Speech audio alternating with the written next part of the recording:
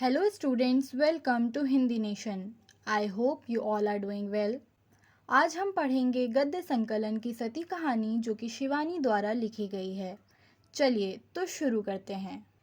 कहानी की शुरुआत प्रयाग स्टेशन से होती है, जहां अर्धकुंभ के मेले की वजह से बड़ी भीड़ है।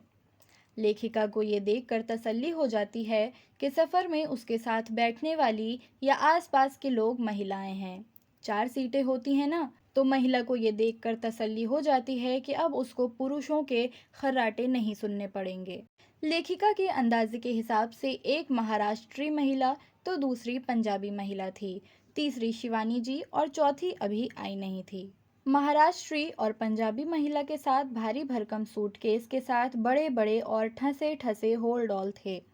लेखिका के पास एक छोटा बटुआ था, क्योंकि वो सिर्फ एक दिन के लिए बाहर जा रही हैं। उन दोनों के सामान देखकर शिवानी जी ये सोचती हैं कि बिना सामान के सफ़र करना बेहद सुखद है। मराठी महिला बड़ी सुघड़ है। उसने अपना सामान एक के ऊपर एक करके रख दिया और एक मराठी किताब पढ़ने लगी। और वहीं दूसरी पंजाबी महिला का सामान बेतरतीबी से बिखरा पड़ा है। पंजाबी महिला एक अंग्रेजी भाषा में जासूसी उपन्यास पढ़ रही हैं, लेकिन उनका सुराहीदान बार बार उनके पढ़ने में रुकावट बन रहा है। लेखिका के अंदाजे से पंजाबी महिला शायद किसी सभा में भाग लेने के लिए जा रही हैं, क्योंकि वो अपने साथ एक फाइल लिए हुए हैं जिसे वो बीच बीच में खोलकर देखती हैं और फिर उपन्यास पढ़ने लगती हैं। पंजाबी महिला का पहनावा पूरी तरह से खद्दर का ही था। ये बहुत इम्पोर्टेंट है। पंजाबी महिला का पहनावा पूरी तरह से खद्दर का ही था। उनके चेहरे पर रोब था, परंतु किसी प्रकार की सुंदरता नहीं थी। उन्हें देख के ऐसा लगता था कि वो प्रौढ़ा कुमारी हैं अथवा विधवा। उस पंजाबी महिला ने खुद ही अपना परिचय दिया और ये बताया कि वो विस्थापित स्त्रियों के लिए बनाए गए आश्रम की संचालिका है। वो एक समाज सेविका थीं जो किसी गोष्ठी में भाग लेने के लिए लखनऊ जा रही थी। वहीं दूसरी ओर मराठी महिला अपनी किताब को पढ़ने में पूरी तरह व्यस्त थीं। वो किताब पढ़ते हुए कभी मुस्कुराती तो कभी उदास हो जाती थी। वो डिब्बे में होकर भी नहीं थी। वे शोलापुरी साड़ी पहने थीं, कानों में कर्णफूल था और एक मंगलसूत्र भी पहने थीं, जिस पर उनके पति का नाम लिखा हुआ था, मेजर वनोलकर।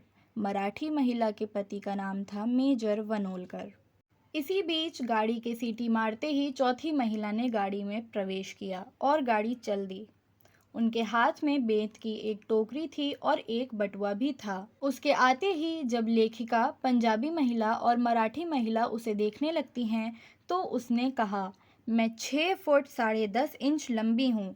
अच्छा ही है कि इस डिब्बे में चारों महिलाएं हैं, नहीं तो पुरुष भी मुझे ऐसे ही घूरते।